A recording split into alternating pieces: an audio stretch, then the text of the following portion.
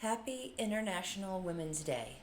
And I celebrate that day every day of the year, but I'm very thrilled to be celebrating this year Women's Month, Women's Day, March with the Scotch Malt Whisky Society and our Whisky Foundation, which I've had an opportunity to work with. I was a mentor in the program and still in touch with my mentee, and it's a great organization to help ladies within the industry across the globe be able to explore different areas of the whiskey industry that they're interested in and just have a sounding board to be able to get some advice and how we all are navigating our careers. And isn't that great for everyone? So these are two special editions that I got in the mail from the Scotch Malt Whisky Society that were chosen by women, and proceeds go to the Our Whisky Foundation, which I think is great. And I was going to wait to try them, but I already opened them, as you can tell. I loved the pink and green labels,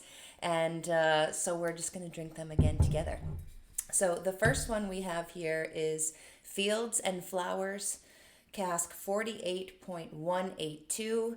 It was distilled in June 2013, 12 years old. We know that age doesn't matter. We know that color doesn't matter either. We'll see that with this one. And it's from the Speyside region, which, okay, maybe we kind of know it might be fruity, but there's peated Speyside, there's heavy funky Speyside, so we'll see what kind of fruit we get on this. And it's a first fill ex-bourbon barrel, which is right up my alley. If you know me, I love ex-bourbon matured whiskey. So we'll get this pink one started first. And I'm drinking out of a simple lateen glass today. I'm not feeling fancy today. I just want to drink these great whiskeys. No frills. Oh, I just love, it is like fresh cut grass, but not the gross kind, like the sweet spring is here kind. It's interesting, the first time I smelled this, I got more fruit, and now I'm getting more of that floral note that's in the title. But there's still that lovely fresh cut pear, a little bit of peach too, a little bit of older peach, like peach juice with some sugar added, or almost going off peach, like you bite into it and it kind of mushes everywhere. Still good though. Bit of that graham cracker caramel note, biscuity quality. I can't wait to drink it. It's 59% ABV, so a great midday lunch whiskey.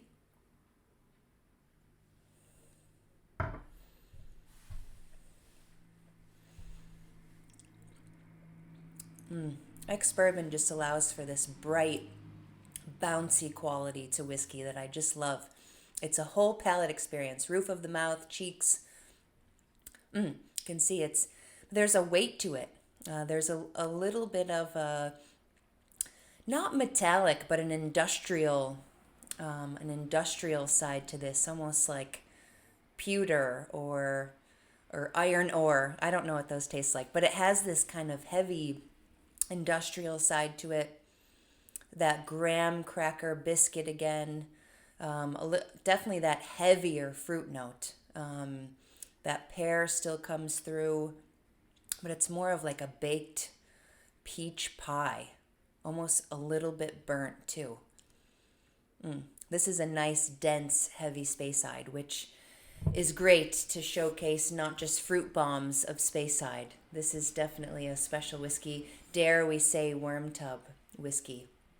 This is a fantastic little alternative Speyside. All right, let me finish this.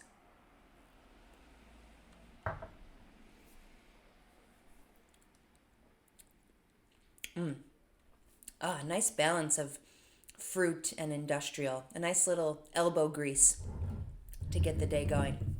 All right, now let's tackle this one. I did a quick whiff of this one to start when I first opened it. There's something special about this one. This one's definitely different. This is 122.86 Tide and Timber. We'll see if we get any coastal qualities to this. It is distilled March 2016, 9 years old.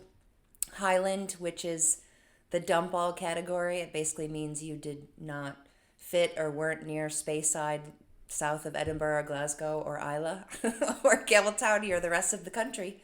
I love Highlands because you really don't know what you're going to get. It's a roll of the dice.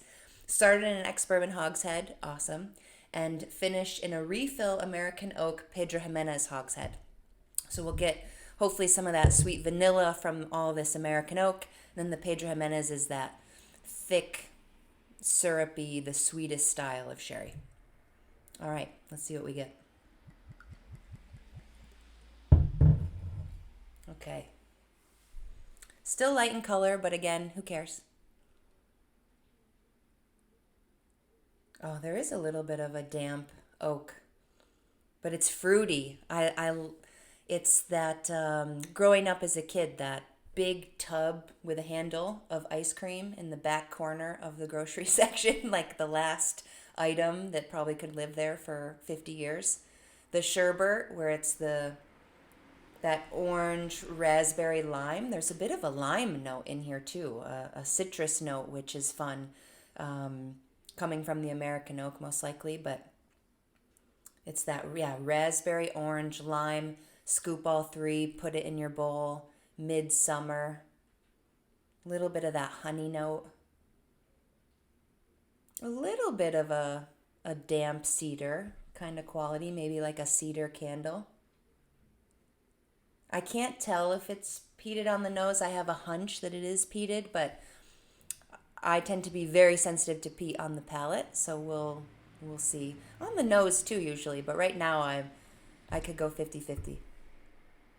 But there's definitely a nice sweet earthy quality to it.